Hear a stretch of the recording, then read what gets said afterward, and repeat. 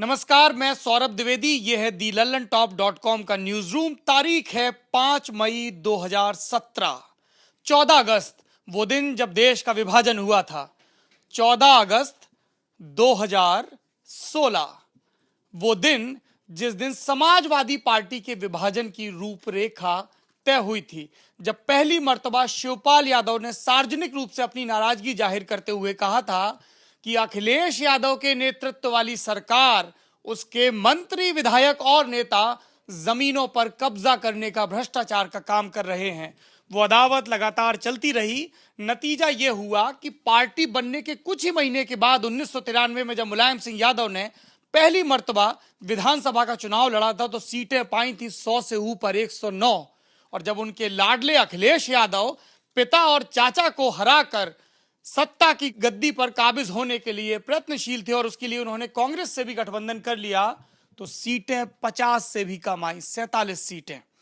आज हम आपको बताएंगे कि शिवपाल यादव ने समाजवादी सेकुलर मोर्चा क्यों बनाया, उसका अध्यक्ष अपने बड़े भाई मुलायम सिंह यादव को क्यों बनाया, इसका सपा की राजनीति पर, उत्तर प्रदेश की राजनीति पर, देश की राजनीति पर क्या असर होगा। साथ में इस पर भी बात करेंगे कि अखिलेश यादव के जो चचेरे भाई हैं, जिनके साथ उनका सीधा संघर्ष होना है, उनकी आगे की रणनीति क्या होगी। इस पर हमारे साथ बात करेंगे हमारे साथी अमित, जो उत्तर प्रदेश के चुनाव की कवरेज के दौरान हमारे साथ थे। लेकिन सबसे पहले समझ लेते हैं 14 अगस्त से शुरुआत हुई जिस विभाजन की, उसकी कहानी क्या है। 14 अगस्त को शिवपाल यादव ने यह धमकी दी कि अगर अधिकारियों ने उन्हें इसी तरह से इग्नोर करना, उनकी अनदेखी करना जारी रखा तो वो इस्तीफा दे देंगे। ये वाकया था मैनपुरी का। तस्वीर आपको नजर आ रही जिसमें चचा, भतीजे और बड़े भाई तीनों बैठे हुए हैं। शायद सपा के अच्छे दिनों की याद दिलाती तस्वीर। अगले दिन मुलायम सिंह यादव ने बेटे को छोड़ भाई का साथ दिया। वही भाई जो 80 के दशक के उत्तरार्ध से उनके साथ खड़ा है, पार्टी बना रहा है, लाठियां खा रहा है। मुलायम सिंह ने कहा कि अगर शिवपाल ने पार्टी छोड़ी तो पार्टी बट जाएगी। अब बारी थी कुछ हफ्तों के संधि विराम की। कुछ हफ्तों के बाद तारीख आई 12 सितंबर और अखिलेश यादव ने मुलायम सिंह और शिवपाल यादव के करीबी दो मंत्री गायत्री प्रजापति, जो इन दिनों एक माइनर से रेप के इल्जाम में जेल में बंद हैं, और राजकिशोर सिंह, दोनों को निकाल दिया। अब देखिए इस तस्वीर में आपको गायत्री प्रजापति, शिवपाल यादव और उनके बेटे आदित्य के साथ नजर आ रहे हैं। पिछले दिनों गायत्री प्रजापति की दो बेटियों और पत्नी की भी एक तस्वीर वायरल हुई थी जिसमें वो योगी आदित्यनाथ से मिलने की कोशिश कर रही हैं और उसके 2 रोज बाद वो गवर्नर से मिलती हैं और अपने पति के खिलाफ हो रही साजिश का हवाला देती हैं। बहरहाल 12 सितंबर को यह हुआ।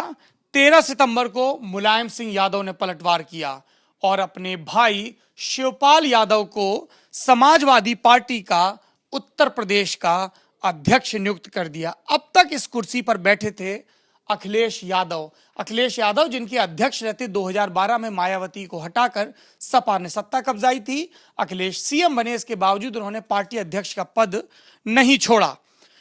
13 सितंबर को अखिलेश यादव ने, यानी कि जिस दिन मुलायम ने यह फैसला लिया, उसी दिन अखिलेश ने पलटवार किया। उन्होंने चाचा शिवपाल यादव के 3 मंत्री, 3 पोर्टफोलियो छीन लिए, जिसमें महत्वपूर्ण पीडब्ल्यूडी डिपार्टमेंट भी था। और इसी दिन जो आपको स्क्रीन पर नजर आ रहे हैं नौकरशाह, ये खबरों में आए, ये उत्तर प्रदेश के, यानी कि अखिलेश यादव की सरकार के उस वक्त की चीफ सेक्रेटरी थे। इनका नाम था दीपक सिंघल।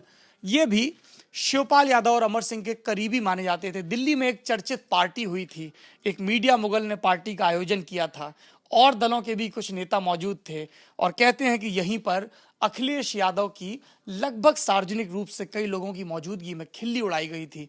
खबर अखिलेश तक पहुंची और दीपक सिंघल को परवाना थमा दिया गया रवानगी का। लड़ाई अभी थमी नहीं थी। एक दिन के बाद 15 सितंबर से सुलह की कुछ कोशिशें शुरू हुई। लड़ाई के बयानों और वारों और घातों प्रतिघातों के बीच मुलायम सिंह यादव अखिलेश और शिवपाल से अलग अलग मिले। फिर शिवपाल और अखिलेश मिले, कुछ सार्वजनिक बयानबाजियां हुई और कहा गया अब सब ठीक है। और इसका संकेत कैसे दिया गया? इसका संकेत दिया गया कि 18 तारीख को शिवपाल को उनके पोर्टफोलियो लौटा दिए गए।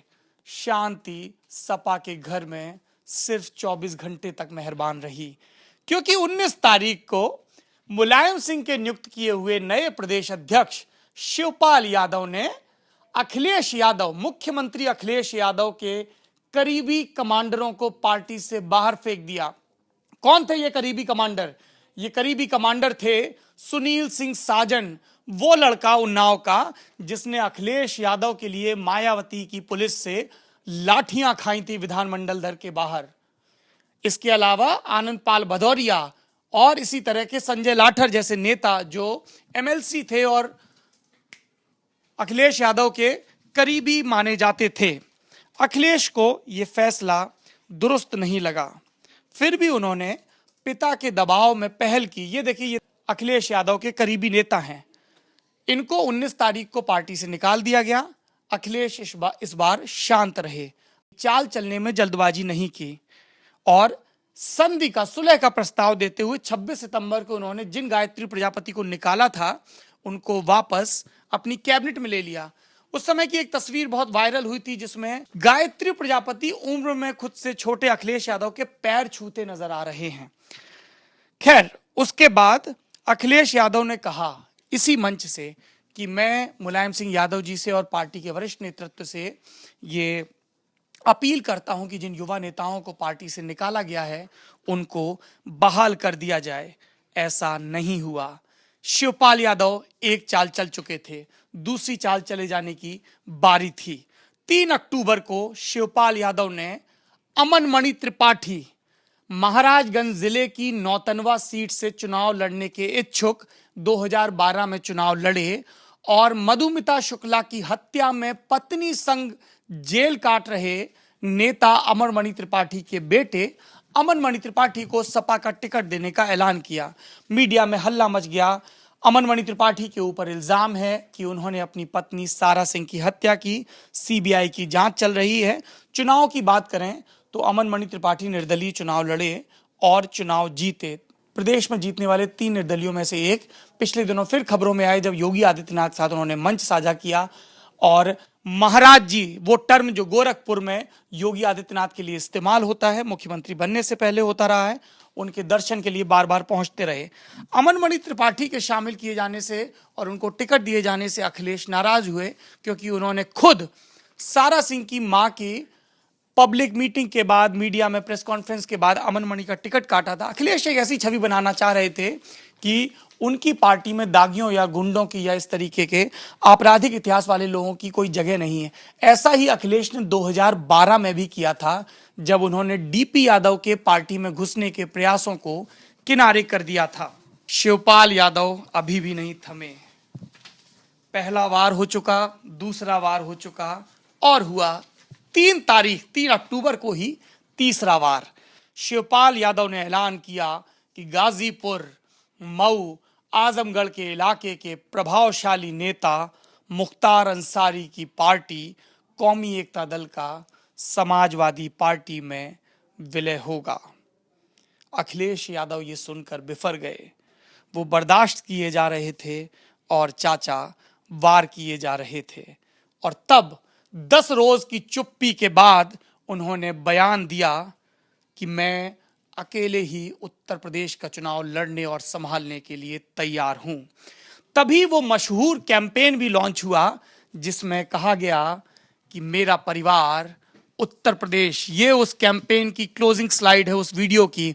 इस वीडियो में अखिलेश यादव को अपने घर पर, अपने दफ्तर में काम करते, अपनी पत्नी, अपने बच्चों के साथ खाना खाते और खेलते हुए दिखाया गया और आखिरी में कहा गया कि रात दिन ये काम कर रहे हैं ताकि उत्तर प्रदेश को समृद्ध कर सकें। मुलायम सिंह यादव ने 24 घंटे में ही अखिलेश को उनकी हैसियत बताने की कोशिश की और ये बयान दिया कि ये तो उत्तर प्रदेश के नए चुने हुए विधायक तय करेंगे कि अगला मुख्यमंत्री कौन होगा।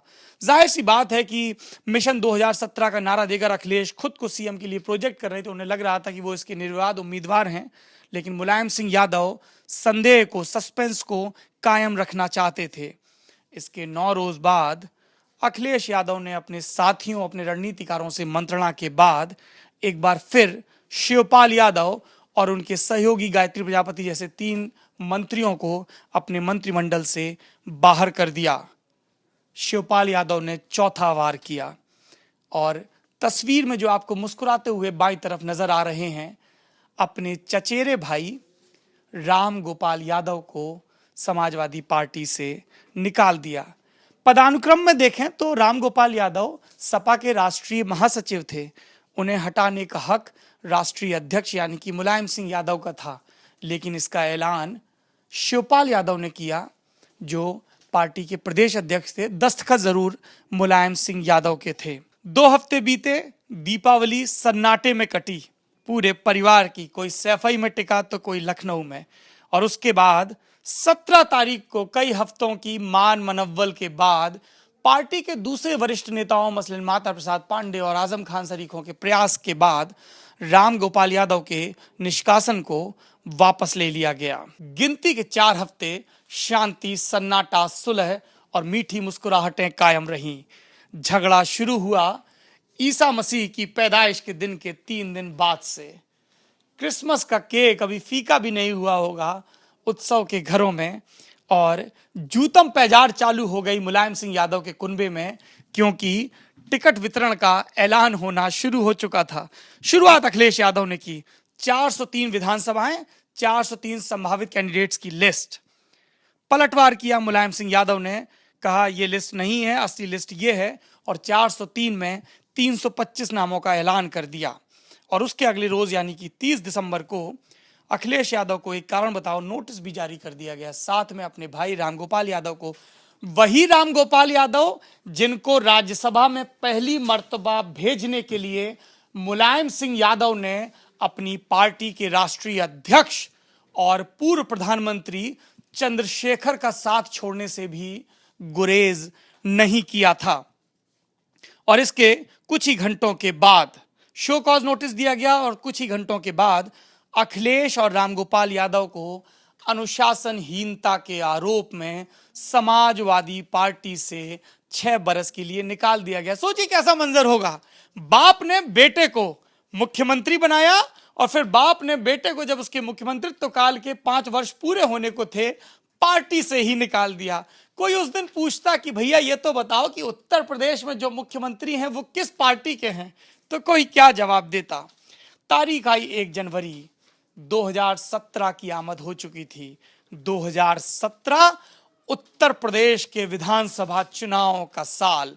महज 2-2.5 महीने बचे हुए थे, लेकिन सत्तारूढ़ यादव परिवार में म्यानों से निकली तलवारें वापस जाने को तैयार नहीं थीं। आसमानों में दोनों तरफ के समर्थकों के नारों के बीच, चमचमाती तलवारों के बीच कार्रवाइयां तेज हो रही थीं।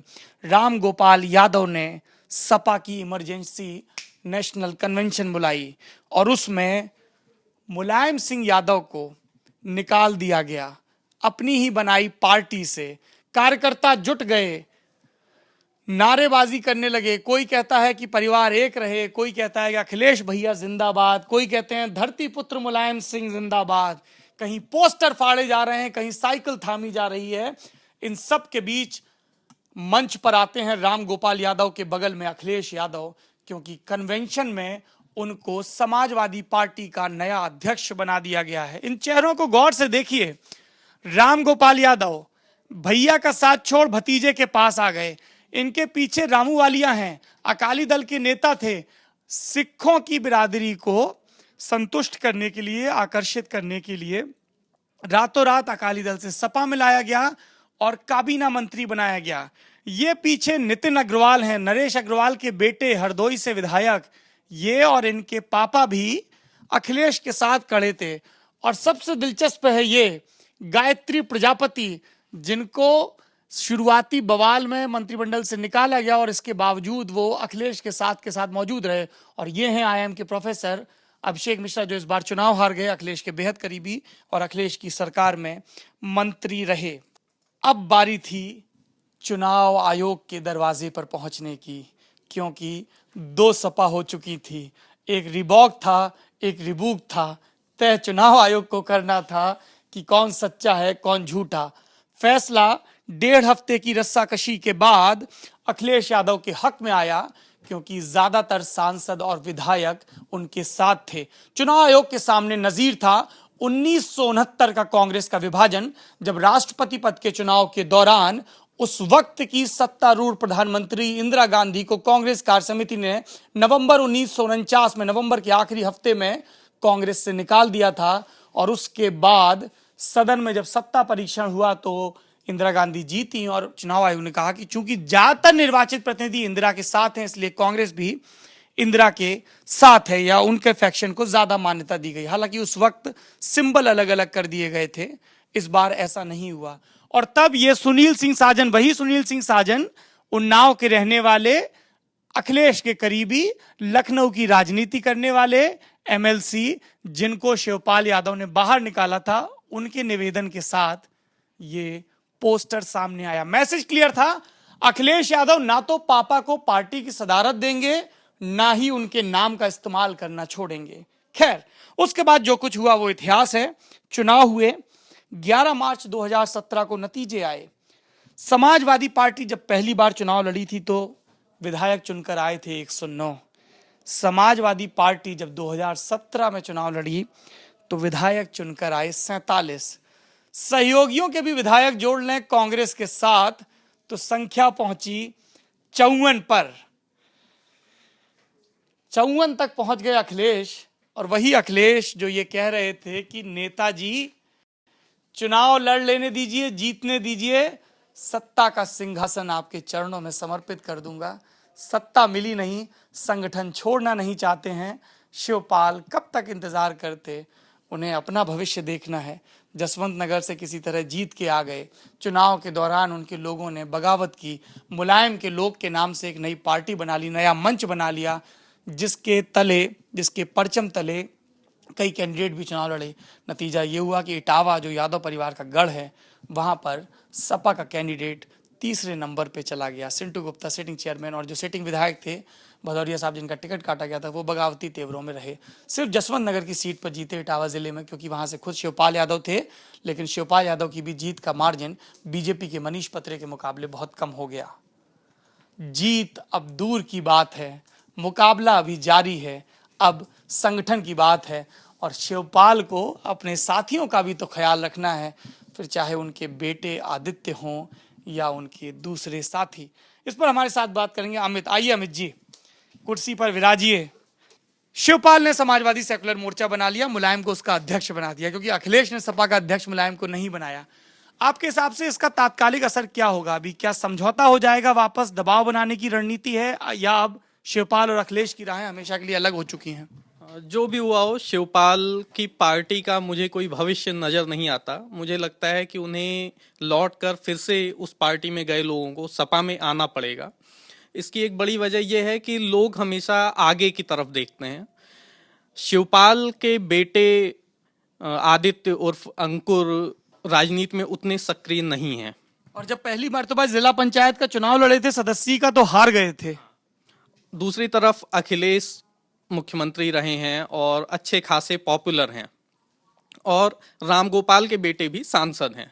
तो जो दूसरा धड़ा है वो राजनीति में इनकी अगली पीढ़ी से ज़्यादा सक्रिय है। तो लोग इन चीज़ों को कंसिडर करते हैं। और यूपी इलेक्शन के टाइम में भी हमने देखा कि हम जहाँ कहीं भी पूछ रहे हैं, लोग मुलायम और शिवपाल से अच्छी इमेज बताते हैं अखिलेश यादव की, और जो सपा के समर्थक हैं वो भी अखिलेश के साथ नजर आते हैं, जो कि हमने बवाल में भी देखा था उस वक्त, जो जब पार्टी का झगड़ा हो रहा था। तो ज्यादातर लोग सपा में ही रहेंगे और इन्हें भी लौट कर आना पड़ेगा। मुलायम सिंह क्या करेंगे?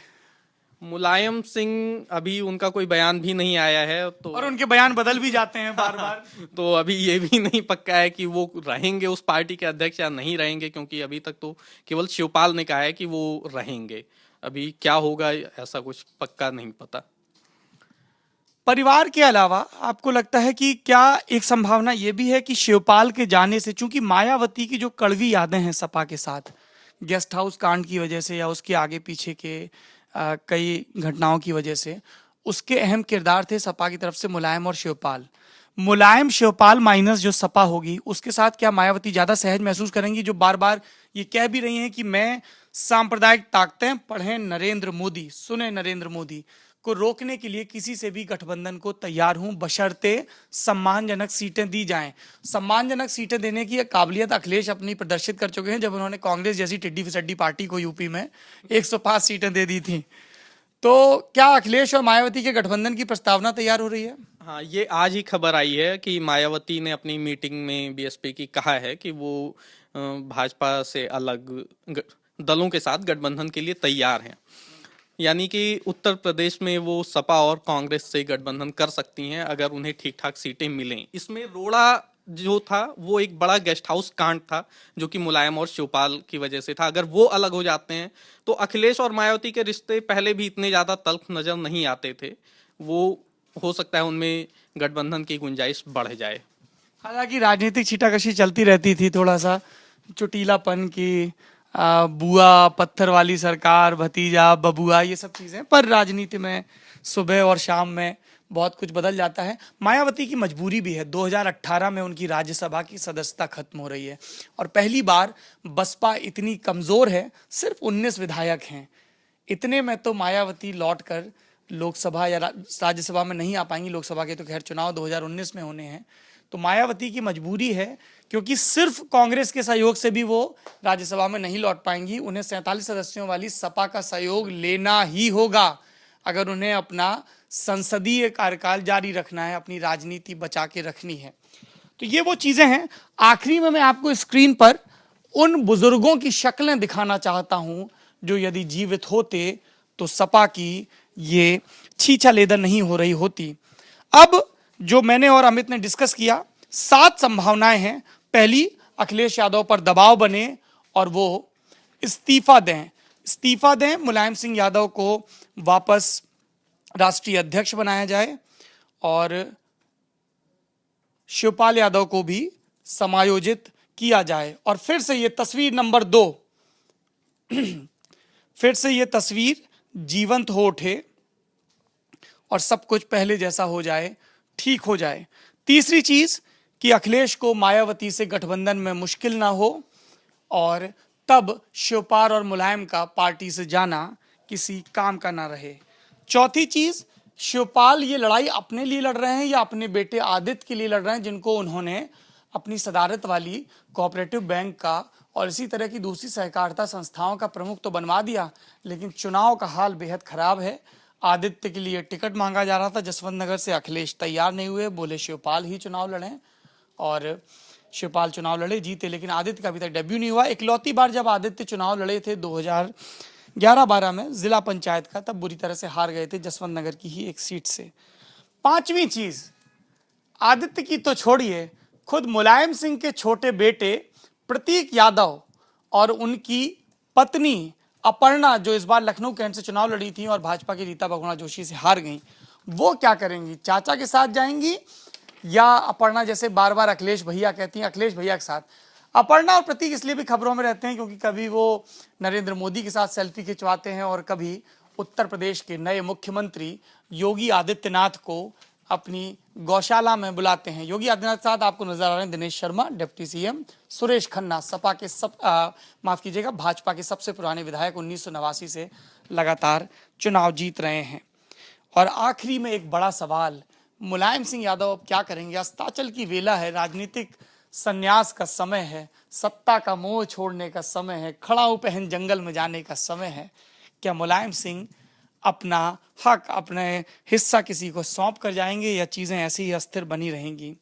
और आखिरी में उन बुजुर्गों को देखिए जो होते तो शायद पार्टी बच जाती। जनेश्वर मिश्र, जिनके नाम पर अखिलेश यादव ने एक शानदार पार्क बनवाया उत्तर प्रदेश में सहारागंज के पास। जनेश्वर मिश्र, जिनको छोटे लोहिया कहा जाता है, मुलायम सिंह यादव से भी पहले राजनीति करने वाले।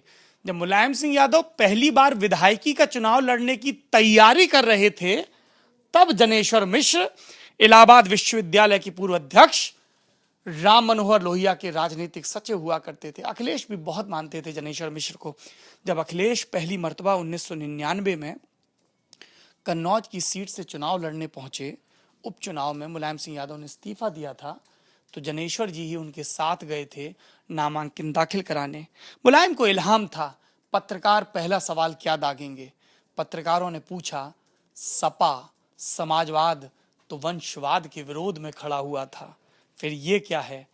जनेश्वर ने जवाब दिया, अखिलेश के पास उस वक्त जवाब नहीं था, ये सत्ता का नहीं संघर्ष का वंशवाद है। जनेश्वर मिश्र नहीं है, पार्टी अभी भी है और वंशवाद की लड़ाई जारी है, सत्ता की छिछली छिचोरी लड़ाई जो हर दल में नजर आती है। अगली तस्वीर दिखाइए। यह है मोहन सिंह, एक और धुरंधर नेता जो कहते हैं कि किसी को नहीं सैंटते थे, सबसे ज्यादा चिढ़ते थे अपनी ही बिरादरी से आने वाले अमर सिंह से।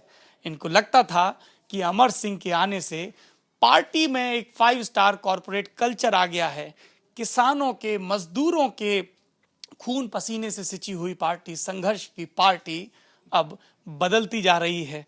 इनकी हाँ में हाँ मिलाते हुए अखिलेश भी कहते थे, मेरे बाप को खटिया पर सोने की आदत थी, अमर सिंह ने उसे 5 स्टार की लत लगा दी। साथ में नजर आ रहे हैं राजेंद्र चौधरी, एक और बुजुर्ग हैं लेकिन स्पष्ट रूप से अखिलेश यादव के खेमे के माने जाते हैं। मोहन सिंह अब जीवित नहीं है, राजेंद्र चौधरी अभी भी हैं, स्वस्थ हैं, सकुशल हैं। अगली तस्वीर, ये तो जनेश्वर मिश्र हैं जो मुलायम सिंह यादव के साथ हैं अपने जीवित होने के दिनों में। एक दो व्यक्ति और नजर आ रहे हैं इसमें यादव परिवार के अलावा, आजम खान जिनको अखिलेश और मुलायम दोनों मानते हैं, लेकिन जिन्होंने पार्टी की पिछली लड़ाइयों के दौरान भी कोई स्पष्ट पाला नहीं चुना था, मेल मिलावट का प्रयास करते रहे थे। इस बार भी आजम खान को मुश्किल हो, लेकिन आजम खान को अपने बेटे की फिक्र है जो रामपुर जिले की एक सीट से विधायक चुनकर गए हैं और इसलिए बहुत मुमकिन है कि अंततः वो अखिलेश के खेमे में नजर आए। एक और व्यक्ति जो एक समय सपा में नंबर 2 हुआ करता था, बेनी प्रसाद वर्मा, बाराबंकी के बाबूजी, बाराबंकी से चुनाव लड़े जीते, गोंडा से भी चुनाव लड़े जीते, इस चुनाव में फिर रूठ गए, जबकि कुछ ही महीनों पहले लौटे थे और राज्यसभा में भेजे गए थे। जिस सीट से बेटे के लिए टिकट मांग रहे थे उस सीट से अखिलेश ने नहीं दिया, जिस सीट से अखिलेश ने टिकट दिया उस सीट से राकेश वर्मा चुनाव नहीं लड़े और उसके बाद से बाराबंकी के बेनी बाबू भी कोप भवन में हैं। जब उनकी खुद की ही सियासत नहीं चल रही तो वो दूसरों की सियासत में क्या मध्यस्थता करेंगे। मध्यस्थता, इस शब्द को गौर से सुनिए, गुनिए, क्या ये मुमकिन है? क्या एक बार फिर बड़जात्या फिल्मों की, राजश्री के बैनर की फिल्मों की तरह हैप्पी एंडिंग होगी, आखिरी में परिवार एक हो जाएगा? मेरी अपनी राजनीतिक समझ कहती है कुछ क्षणों के लिए, कुछ दिनों के लिए, कुछ महीनों के लिए, कुछ बरसों के लिए भी हो भी जाए, लेकिन अंततः ये सपा पर कब्जे की आखिरी और निर्णायक लड़ाई होगी। कमेंट बॉक्स में हमें बताइए कि सपा के इस झगड़े पर आपका क्या सोचना है। अगर आप YouTube पर यह वीडियो देख रहे हैं तो कमेंट भी करिए और हमारे चैनल को सब्सक्राइब भी करिए। मेरा नाम सौरभ द्विवेदी, यह है thelalantop.com और कैमरे के पीछे हैं हमारे साथी रजत सैन। शुक्रिया।